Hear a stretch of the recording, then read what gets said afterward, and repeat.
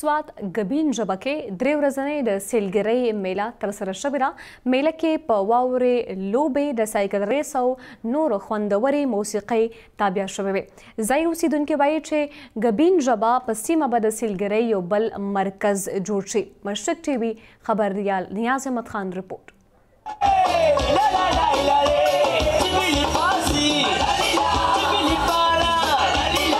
د خیبر پښتونخوا سیلګرۍ محکمې لخوا سوات کې درې ورځنۍ د سیلګرۍ میله کې موسیقي، مزاحیه خاکې، میجیک شو وشوې. د غرونو په لمن کې د پښتو سندرغاړو د خپل فن مظاهره وکړه. میلې ته ورغلي ځای اوسیدونکي وایي چې ګبین ژبه په راتلونکي وخت کې د سیلګرۍ یو لوی مرکز دی. موږ ټولې دنیا ته میسج ورکوو چې دا پر امن علاقه ده، دلته پر امن خلک اوسېږي، هر قسم تحفظ به دلته خلکو ته میلاویږي، دلته خلک تشریف راوړي او د خپلو خونو نظارونه دي خوندونه واخلي.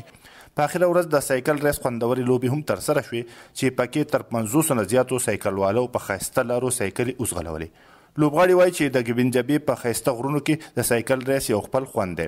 شاوخوا چې سړی دا نظارو ته وګوري، دا واورې ته وګوري، نور هم حوصله زیاته سي چې به خامخا به سړی دلته راسي. اوس چونکې په سوات کې کراري سوه او دهشتګردي وغیره ختمه سوه، نو موږ باید چې دا ښایستې علاقې ته راوګرځو او نور سپورټس دا رقم ایونټس ارینج کړو. د میلې په ختمېدو په لوبو کې برخه اخیستونکو او ګټونکو ته انعامونه او شیلډونه ورکړل شول.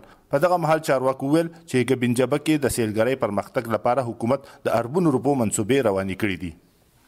ګبین ژبه سوات کې درې ورځنۍ سیلانۍ میله په دغه توګه ختم کړه شوه چې هر کال بعد دلته کې دغه رنګې میلې مانځلی کیږي. د کیمرامین لونګین سره نیاز احمد خان، مشرق ټي وي، ګبین ژبه سوات.